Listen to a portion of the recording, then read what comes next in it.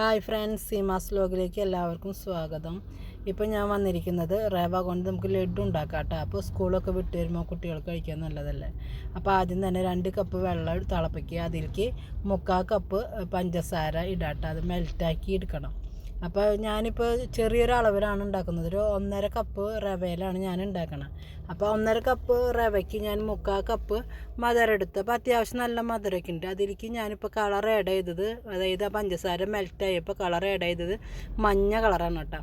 അപ്പോൾ നിങ്ങൾക്ക് വേണമെങ്കിൽ ഓറഞ്ച് കളറൊക്കെ ആഡ് ചെയ്യാം കേട്ടോ. അപ്പോൾ ഞാൻ കുറച്ച് അത് 2-3 ഡ്രോപ്പ് മഞ്ഞ കളർ ആഡ് ചെയ്തിട്ട് ഞാൻ അതിങ്ങനെ നന്നായി മിക്സ് ആക്കിയതിന് ശേഷം എന്താണെന്ന് വെച്ചാൽ അതിലേക്ക് നമ്മുടെ ഏലക്കായ പഞ്ചസാര ഇട്ട് പൊടിച്ചതില്ലേ, അതിൻ്റെ ഒരു 1/4 ടീസ്പൂൺ കേട്ടോ, അതും കൂടി ഇടത്തിരി മണത്തിനൊക്കെ വേണ്ടിയിട്ട് അത് ഇട്ടിട്ട് നന്നായി തിളച്ചതിന് ശേഷം നമ്മുടെ റവ അങ്ങോട്ട്, അതിപ്പോൾ റോസ്റ്റഡ് റവ ആയാലും കുഴപ്പമില്ല, റോസ്റ്റഡ് റവ അല്ലാത്തതും കുഴപ്പമില്ല.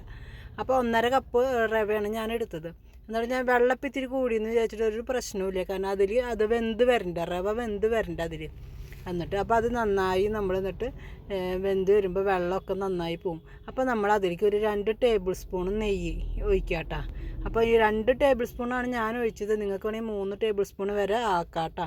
എന്നിട്ട് അത് കഴിഞ്ഞ് നന്നായി അങ്ങോട്ട് ഡ്രൈ ആക്കി എടുക്കുക, അടി പിടിക്കരുത് കേട്ടോ.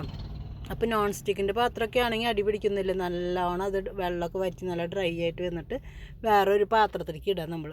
എന്നിട്ട് ഒരു വിധം, അതായത് നമുക്ക് കയ്യിലൊരു ഉരുള ആക്കാൻ പറ്റുന്ന ചൂടാകുമ്പോൾ എടുക്കുക. എന്നിട്ട് അതിൽ നിന്ന് കുറേശ്ശെ നിങ്ങൾക്ക് നിങ്ങളുടെ ഇഷ്ടമുള്ള ഷേപ്പായിട്ട് എടുക്കാം.